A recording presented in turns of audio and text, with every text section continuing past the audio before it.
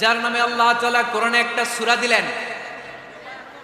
উনি পৃথিবীতে এমন একজন মহিয়সী নারী, যেই নারীর গর্ভে, যেই নারীর পেটের ভেতরে স্বামীর স্পর্শ ছাড়া সন্তান দিয়েছে কে?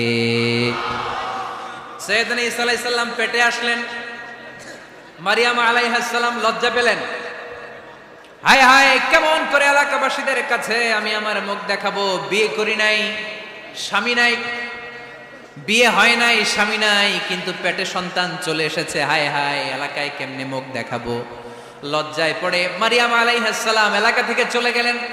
কি অবাক করা কাণ্ড! বাচ্চা ভূমিষ্ঠ হওয়ার জন্য, বড় হওয়ার জন্য 6 মাস 7 মাস লাগে নাই, পেটে বাচ্চা আসার সাথে সাথে বাচ্চাটারে বড় করে দিয়েছে কে? সাইয়েদাতুনা মারিয়াম আলাইহিস সালাম এবার বসে পড়লেন, বুঝতে আরম্ভ করলেন প্রেগন্যান্সির পেইন উঠেছে। হঠাৎ করে পেট থেকে বাচ্চা ভূমিষ্ঠ হয়ে যাওয়ার পরে উনি কাঁপতে আরম্ভ করলেন। ক্ষুধার চোটে খাবার কিছু নাই, সামনে ঝর্ণা, উপরে একটা খেজুর গাছ। সাইয়েদনা ঈসা আলাইহিস সালামকে কোলে নিয়ে মারিয়াম আলাইহিস সালাম মনে মনে ভাবে, হায় রে, কেউ যদি একটু খেজুর পেড়ে দিত, এই ক্ষুধার মুহূর্তে আমি খেজুর খেয়ে পেটের ক্ষুধা নিবারণ করতাম। রব্বুল আলামিন মারিয়ামকে উদ্দেশ্য করে আয়াত নাজিল করে দিলেন, ওয়া হুজ্জি ইলাইকি বিজিযিন নাখলাতি তুসাকিত আলাইকি রতবান জানিয়া। কোরআন সাক্ষী, হুজ্জি ইলাইকি বিজিযিন নাখলা, এর মানে হচ্ছে মারিয়াম, কেউ পেড়ে দিবে না, একটু কষ্ট করে হাতটা উঁচু করে খেজুরের ডালা ধরে ঝাঁকুনি মারো, টষ্ট সে কাঁচা পাকা খেজুর নিচের দিকে পড়বে, তারপর তুমি তুলে খাবে। সুবহানাল্লাহ পড়েন। আল্লাহ চাইলে অটোমেটিক্যালি কারামাত হিসেবে খেজুরগুলো নিচে ফেলতে পারতেন না? কথা কোন? খেজুরগুলো অটোমেটিক্যালি নিচের দিকে পড়ছে? পড়ে নাই। আল্লাহ শিক্ষা দিয়েছে, যেই পরিস্থিতিতে থাকো না কেন, তোমাকে শ্রম ব্যয় করে, কষ্ট করে তোমার উপার্জন করতে হবে, রিজিকের বন্দোবস্ত করতে হবে। চিল্লায় বলেন ঠিক কিনা? ইসলাম আমাদেরকে এটাই শিখিয়েছে, কাজে লজ্জা নাই। আবার বিশ্বনবী বললেন, ইন খামাতিস সাআব ওয়া ফি ইয়াদি আহাদিকুম ফাসিলাতুন, তোমাদের কারো হাতে যদি একটা চারা বীজ থাকে, সে যদি দেখে কিয়ামত হতে শুরু করেছে, ফাইন ইসতাতাআ আন ইয়াগরিসাহা ক্বাবলা আন তাকুমাস সাআ ফালইয়াগরিসহা, কারো হাতে একটা চারা বীজ নিয়ত করেছে, চারা বীজটা রোপণ করবে, ইন দ্য মিন টাইম দেখলো কিয়ামত হতে শুরু করেছে, বিশ্বনবী বললেন, যদি তোমার সুযোগ থাকে কিয়ামত হওয়ার আগে চারা বীজটা রোপণ করে দাও। কথা বুঝতে পেরেছেন? আপনার হাতে একটা চারা বীজ, আপনি প্ল্যান করেছেন এই চারা বীজটা রোপণ করবেন, ইন দ্য মিন টাইম দেখলেন কি হওয়া শুরু হয়েছে? ইযা জুলজিলাতিল আরদু জিলজালাহা, দ্য বিগেস্ট আর্থকোয়েক, ভূমিকম্প শুরু হয়েছে, কিয়ামত হয়ে যাবে। বিশ্বনবী বললেন, কিয়ামত হইতেছে ওদিকে, আর তোমার হাতে যদি চারা বীজ থাকে, দেরি করো না, কিয়ামত তোমার কাছ পর্যন্ত আসার আগে সুযোগ পেলে চারা বীজটা রোপণ করে দাও। ইসলাম শিখিয়েছে শেষ নিঃশ্বাস পর্যন্ত তোমাকে লড়ে যেতে হবে। এই পৃথিবীতে কেউ কাউকে জায়গা করে দেয় না, জায়গা করে নিতে হবে।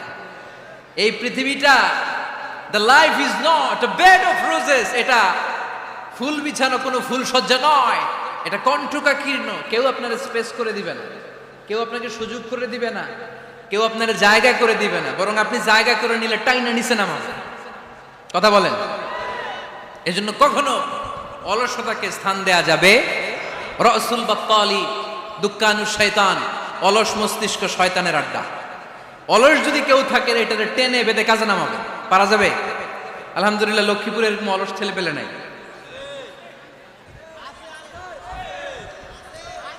আছে? আমরা আজকে অলসতাকে নো বলে যাবো এই মাহফিল থেকে। অলসতাকে আমরা কি বলবো? আওয়াজ করে বলতে হবে, অলসতাকে কি বলবো আমরা? মুমিনের জীবনে কোনো অলসতা নেই। অলস হয় মুনাফিকরা। অলস হয় কারা? চিল্লায় বলতে হবে। মুমিনরা অলস হয়। অলস হয় কারা? এজন্য কোরআনে আল্লাহ একথাও বলে দিলেন, ওয়াইদা কামু ইলাস সালাতি কামু কুসালা ইউরাউনান নাসা ওয়ালা ইয়াযকুরুনাল্লাহা ইল্লা কালিলা। সুবহানাল্লাহ পড়েন। মুনাফিকরা যখন মানুষকে দেখানোর জন্য নামাজে যায়, ওই নামাজে তাদের ইখলাস নাই, ওই নামাজের ভেতরে তাদের কোনো খুশু খুদু নাই, ওই নামাজের ভেতরে আছে শুধু অলসতা। ওই নামাজে কি আছে? কিন্তু আমরা যখন নামাজে যাই, আমাদের অলসতা আছে?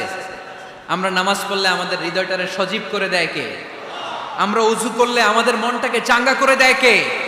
আমরা মসজিদে ঢুকলে হৃদয়টাকে প্রাণবন্ত করে দেয় কে? মুমিন তো নামাজে গেলে চাঙ্গা হয়, মুমিন ওযু করলে চাঙ্গা হয়। বিষ্ণু ঈসা ইসলাম বললেন, ইয়াকিদু শাইতানু আলা কাফিয়াতি রাসি আহাদিকুম ইদা নাম। খেয়াল করে শুনবেন লক্ষ্মীপুরের ভাইয়েরা, চমৎকার একটা হাদিস।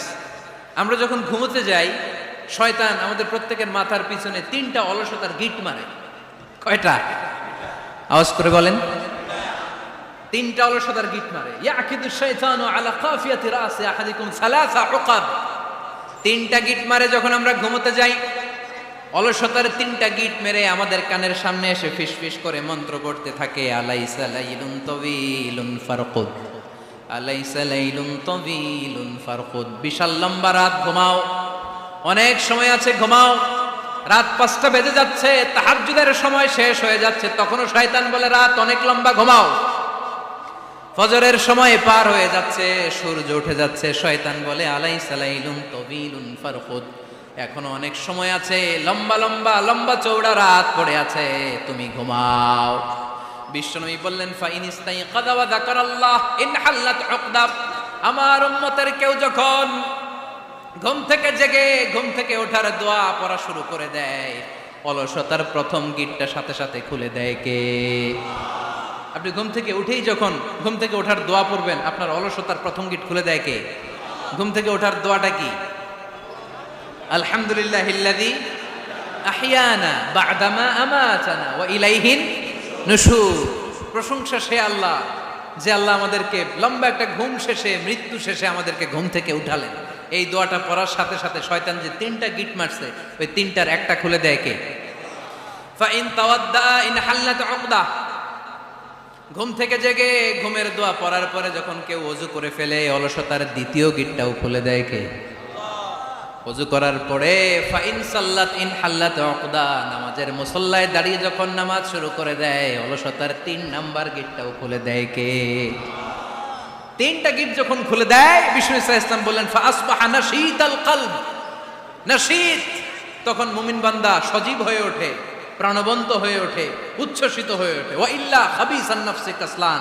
আর যদি ঘুমিয়ে থাকে, 3টা গিট তার মাথার পেছনে শয়তানের অলসতার লেগে থাকে, তাহলে তার দিনটা শুরু হয় অলসতা দিয়ে, আর সে হয় অলসতার রাজা। চিল্লায় এখন ঠিক কিনা? এজন্য আমরা কি অলস হতে চাই না কর্মঠ হতে চাই? কোন নবীরা কি অলস ছিলেন? পৃথিবীতে কোন নবী অলস ছিলেন? সব নবী কর্মঠ ছিলেন। বিষ্ণু ঈসা ইসলাম বললেন, মা বাআসাল্লাহু নাবিয়্যান ইল্লা রাআল গানাম। এই পৃথিবীতে এমন কোন নবী নাই যেই নবী বকরি চড়ায় নাই। কি চড়ায় নাই? বকরিরে আপনারা লক্ষ্মীপুরের ভাষায় কি বলেন? কি বলেন?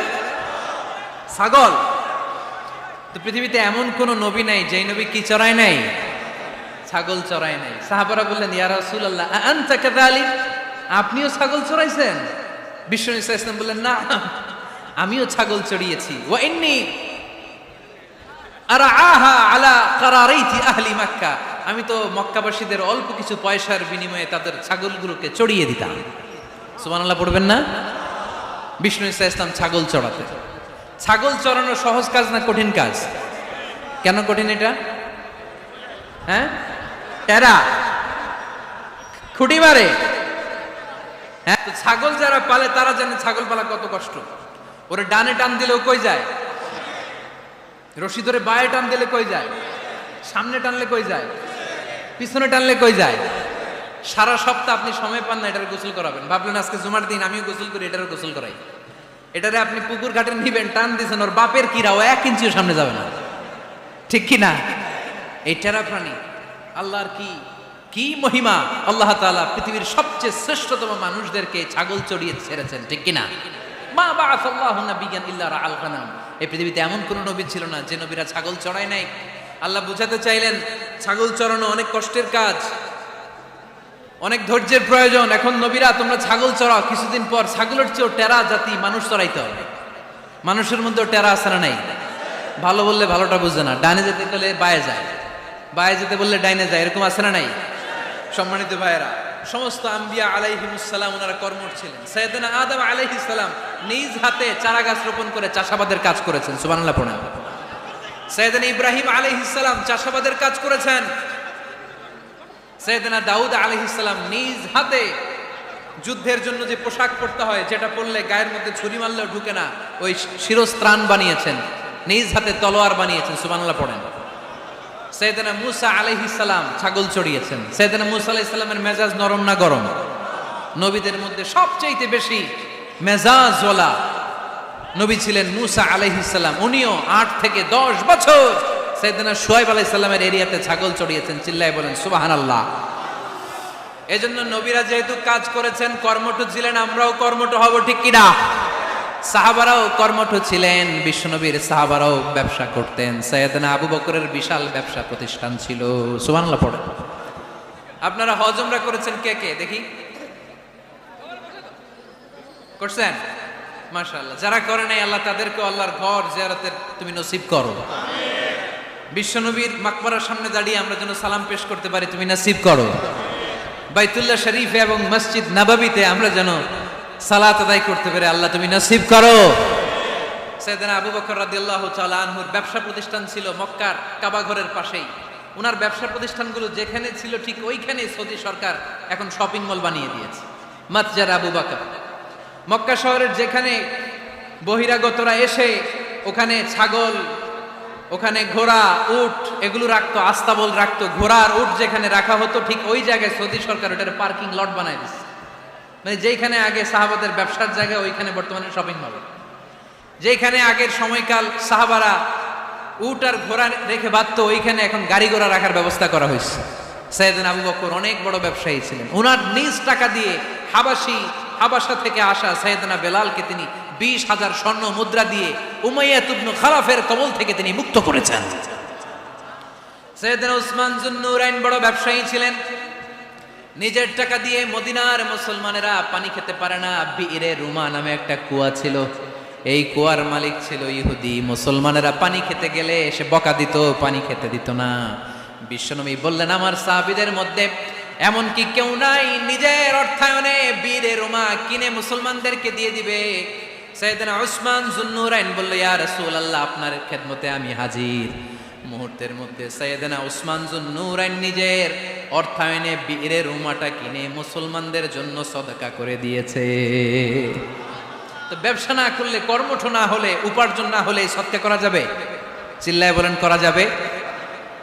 সুনানে তিরমিজির বর্ণনা, বিষ্ণু ঈসা ইসলাম মক্কা থেকে যত সাহাবারা হিজরত করে মদিনায় এসেছে, মদিনাতে কোনো না কোনো সাহাবার সাথে বিশ্বনবী ভ্রাতৃত্বের বন্ধনে আবদ্ধ করে দিয়েছে। সুবহানাল্লাহ পড়েন। এজন্য মক্কা থেকে যারা এসেছে এদেরকে বলে মুহাজির। এদেরকে কি বলে? আর মদিনায় যারা ছিল এদেরকে বলে আনসার। এদেরকে কি বলে? আওয়াজ করে উত্তর দিবেন। মক্কা থেকে যারা এসেছে তাদের নাম, আর যারা মদিনার সাহাবী তাদের নাম আনসার। আজকে এই মাহফিলে লক্ষ্মীপুর এর বাইরে থেকে কারা কারা আসছেন দেখি?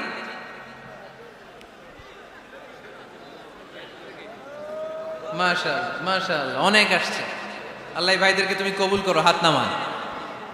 এই যে লক্ষ্মীপুরের বাইরে থেকে যে ভাইরা আসছে তারা লক্ষ্মীপুরের মেহমান, ঠিক কিনা? মক্কা থেকে হিজরত করে যে সমস্ত সাহাবারা এসেছিল তারা ছিল মদিনার মেহমান। বিশ্বনবী এক এক মক্কার সাহাবীকে মদিনার এক এক সাহাবীর সাথে ভ্রাতৃত্বের বন্ধনে আবদ্ধ করে দিলেন। আব্দুর রহমান ইবনে আউফ রাদিয়াল্লাহু তাআলা আনহু, ওনার সাথে ভ্রাতৃত্বের বন্ধনে যে সাহাবীকে বিশ্বনবী আবদ্ধ করে দিলেন, ওনার নাম হচ্ছে সাআদ ইবনে রাবিয়া। কি নাম? মদিনার অনেক বড় ব্যবসায়ী। বিশ্বনবী বললেন, ও আব্দুর রহমান ইবনে আউফ, সম্পদ ছেড়ে দিয়ে, পরিবার ছেড়ে দিয়ে, স্থাবর অস্থাবর সব ছেড়ে দিয়ে আল্লাহ রাসূলের ভালোবাসায় মক্কা থেকে মদিনায় এসেছো। মদিনায় তোমার চিন্তা নাই, সাদ ইবনুর রবিকে আমি তোমার ভাই বানিয়ে দিলাম। সাদ ইবনুর রবি তোমার আপন ভাইয়ের মতো। সাদ ইবনে রবি বলল, আব্দুর রহমান, জীবনে তোমারে কোনোদিন দেখি নাই, তোমারে আমি চিনি না, তোমার নাম শুনি নাই, কিন্তু বিশ্বনবী তো তোমার দায়িত্ব আমাকে দিয়েছে। আমার চেয়ে বড় ধনী এই মদিনার মধ্যে দ্বিতীয় কেউ নাই। আজ থেকে তুমি আমার ভাই, আজ থেকে তুমি আমার কি? আল্লাহ আমাকে যত সম্পত্তি দান করেছে তার অর্ধেক সম্পত্তি আমি তোমার নামে দিয়ে দিলাম। ও আব্দুর রহমান ইবনে আউফ, শুধু তাই নয়, রব্বুল আলামিন আমাকে 2 জন স্ত্রী দিয়েছে। কয়জন? তুমি দেখো আমার কোন স্ত্রীকে তোমার বেশি ভালো লাগে, যার নাম তুমি বলবে সাথে সাথে আমি তারে তালাক দিয়ে দিব। তার ইদ্যত পালন শেষে তুমি তাকে বিয়ে করে তোমার সাথে নিয়ে যাবা। সুবহানাল্লাহ। কারণ বিশ্বনবী তোমার দায়িত্ব আমার কাছে দিয়েছে, তুমি আমার ভাই, আমি মদিনার সবচেয়ে বড় ধনী, আমার অর্ধেক সম্পদ আমি তোমারে দিয়ে দিব, আমার 2 স্ত্রীর 1 স্ত্রীকে তোমারে দিয়ে দিব। সাইয়েদনা আব্দুর রহমান ইবনে আউফ এই কথা শুনে অবাক হলেন। অবাক হয়ে উনিও এক অবাক কথা বললেন। উনি বললেন, লা হাজাতা লি ফি ইয়া আখি, ও আমার প্রাণের ভাই, তোমার কথা শুনে আমার হৃদয়টা ভরে গিয়েছে, কিন্তু তোমার সম্পদেরও দরকার আমার নাই, তোমার স্ত্রীরও দরকার আমার নাই। বারাকাল্লাহু ফি মালিক ওয়া লি আহলিক, আল্লাহ তোমার মালেও বরকত দেখ, তোমার সম্পদেও বরকত দেখ, তুমি শুধু একটু কষ্ট করবা। কি কষ্ট? দুল্লানি আলা সুক, show me the way to the market. তুমি মদিনায় কোনো মার্কেট আছে কিনা, শপিং মল আছে কিনা, ব্যবসা প্রতিষ্ঠান আছে কিনা আমারে দেখায় দাও। সুবহানাল্লাহ পড়ো। আমরা হইলে কি করতাম? লক্ষ্মীপুরে যারা আসছে এদের একজনও যদি বলা হয়, ভাই আপনি এখন থেকে লক্ষ্মীপুরের ভাই, আমার অর্ধেক সম্পদ আপনারে দিয়ে দেব, কি করবে? পায়ের উপর পা তুলে খাবে আর বলবে কি আনন্দ আকাশে বাতাসে, ঠিক কিনা? এরপর যদি বলি, ভাই আমার 2 বউ, যেটারে সুন্দর লাগে বলেন তালাক দিয়ে দেই, নিয়ে যান, কি বলবে? কি আনন্দ আকাশে বাতাস। আল্লাহ রাসূলের সাহাবী আব্দুর রহমান ইবনে আউফ বললেন, লা হাজাতা লি ফি, আমার দরকার নেই। দুল্লানি আলা সুক, just show me the way to market, এখানে মার্কেট কই আছে দেখায় দাও। অবাক হয়ে গেলেন সাদ বিন রাবি, বললেন, ও আব্দুর রহমান ইবনে আউফ, ঠিক আছে তুমি যদি নিতে না চাও তোমারে আমি জোর জবরদস্তি করব না। শুনে রাখো, মদিনাতে ইহুদিদের কয়নুকার একটা বাজার আছে। এই কথা বলার সাথে সাথে আব্দুর রহমান ইবনে আউফ চলে গেলেন। এর পরের দিন অল্প কিছু পনির আর ঘি দিয়ে ব্যবসা শুরু করলেন। পনির আর ঘিয়ের ব্যবসা করতে করতে করতে করতে ব্যবসায় তিনি এত লাভ করলেন, উনি বললেন, আমি যদি কখনো মদিনার বালুর মধ্যে হাত দিতাম, ওই বালুটারও সোনা বানায় দিত কে? দুল্লানি আলা সুক, লক্ষ্মীপুরের কর্মঠ যুবক ভাইয়েরা, এই আব্দুর রহমান ইবনে আউফ আমাদের প্রেরণা। উনি অন্যের ঘাড়ে পাড়া দিয়ে খেতে চায় নাই, আরেকজনের উপর ডিপেন্ডেন্ট বা নির্ভরশীল হতে চায় নাই। তিনি স্বাবলম্বী হওয়ার শিক্ষা, লেসন কিয়ামত পর্যন্ত গোটা বিশ্বের যুবকদের জন্য রেখে গিয়েছে। চিল্লায় বলো ঠিক কিনা? দুল্লানি আলা সুক, show me the way to market. Market কোথায় দেখাও।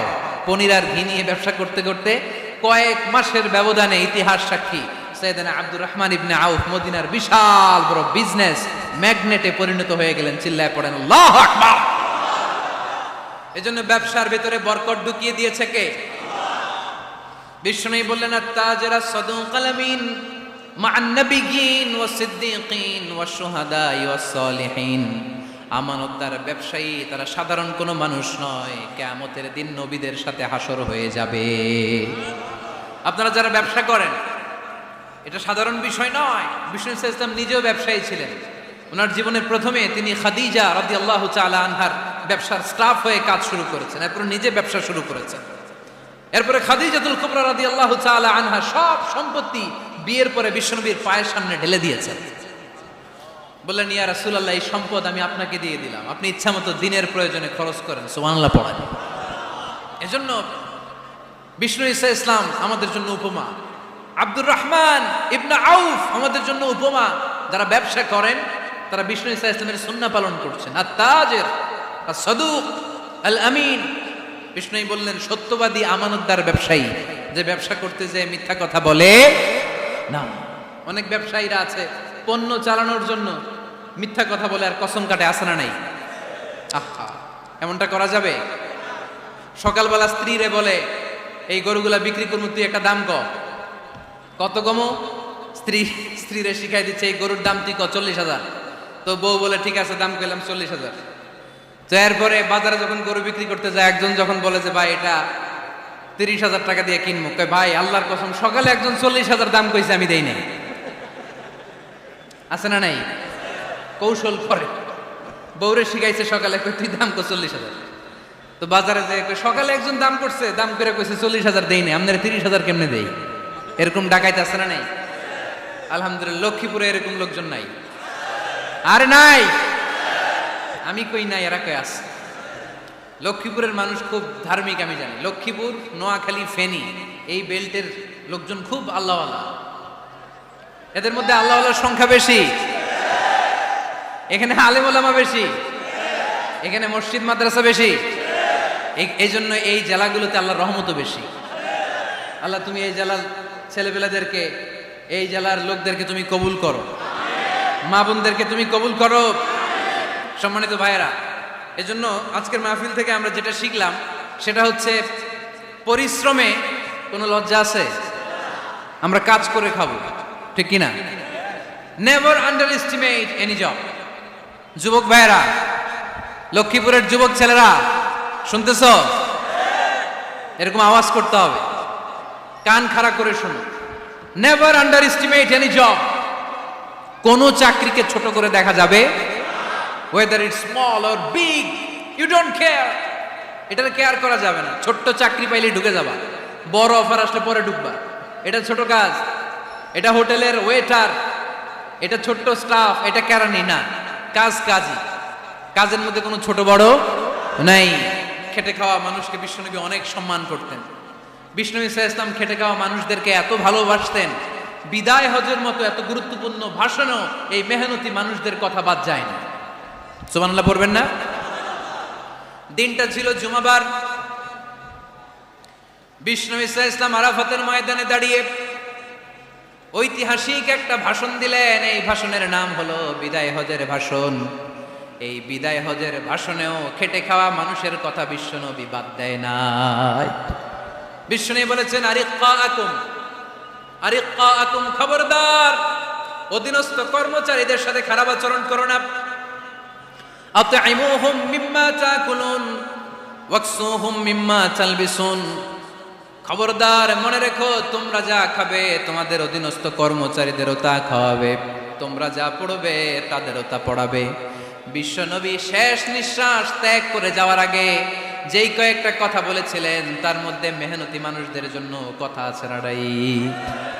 বিষ্ণু ইসলাম যখন শেষ নিঃশ্বাস ত্যাগ করবেন তিনি বলেছিলেন, আসসালাত আসসালাত, উম্মতেরা নামাজ নামাজ নামাজ ছেড়ে দিও না, নামাজ তরক করো না, নামাজ কাজা করো না। আর বলেছিলেন, অমা মালাকাত আইমানুকুম, অধীনস্থ কর্মচারীদের সাথে খবরদার খারাপ আচরণ করো না।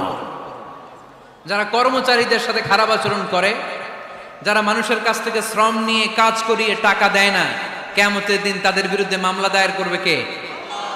কে করবে? হাদিসে কুদসি সাক্ষী বিষ্ণু ইসলাম বলেন, আল্লাহ তাআলা ফরমান, আনা খাসমুহুম সালাসাতুন আনা খাসমুহুম ইয়াউমাল কিয়ামা। তিন শ্রেণীর ব্যক্তির বিরুদ্ধে আল্লাহ বলেন, আমি নিজেই কিয়ামতের দিন মামলা দায়ের করব। I will be against them in the day of judgment. Three categories of people, I will be against them in the day of judgment. তিন শ্রেণীর লোক কিয়ামতের দিন তারা ছাড় পাবে না। আল্লাহ বলেন, আমি নিজেই তাদের বিরুদ্ধে মামলা দায়ের করব। এর মধ্যে এক শ্রেণীর লোক হচ্ছে রাজুলুন ইস্তাআজারা জিরান ফাস্তাউফা মিনহু ওয়া লাম ইয়াতি আজরা। একজন শ্রমিক ভাড়া করে তার কাছ থেকে কাজ নিয়েছে কিন্তু তার পারিশ্রমিক আদায় করে নাই। এরকম আছে না নাই? দাপট দেখায়, দাপট দেখায় ইউনিভার্সিটির ক্যান্টিনগুলোতে। ইউনিভার্সিটির ক্যান্টিনে যে খায় মাগার বিল দেয় না, এরকম ডাকাইতে আছে না নাই? চায়ের দোকানে চা খেয়ে পরে দিমু, বিল দেয় না, আছে না নাই? দোকানে যে পণ্য কিনে বিল দেয় না, পরে দিমু, আছে না নাই? কিয়ামতের দিন আল্লাহ তোর এই মাস্তানি ছুটাবে, চিল্লা এখন ঠিক কিনা? আনা খাসমুহুম, আমি নিজেই তাদের বিরুদ্ধে মামলা দায়ের করব। কথাটা কার? এজন্য বিশ্বনবী বললেন, খবরদার, মেহনতি মানুষ, খেটে খাওয়া মানুষ, এদের দোয়া কবুল হয়ে যায়। আতুল আজিরা আজরাহু ক্বাবলা আন ইয়াজিফা আরাকুহু। খবরদার, বিশ্বনবী বললেন, শ্রমিকের ঘাম শুকিয়ে যাওয়ার আগে তাদের পারিশ্রমিক মিটিয়ে দাও। বিশ্বনবীর বিখ্যাত হাদিস, আতুল আজিরা আজরাহু ক্বাবলা আন ইয়াজিফা আরাকুহু।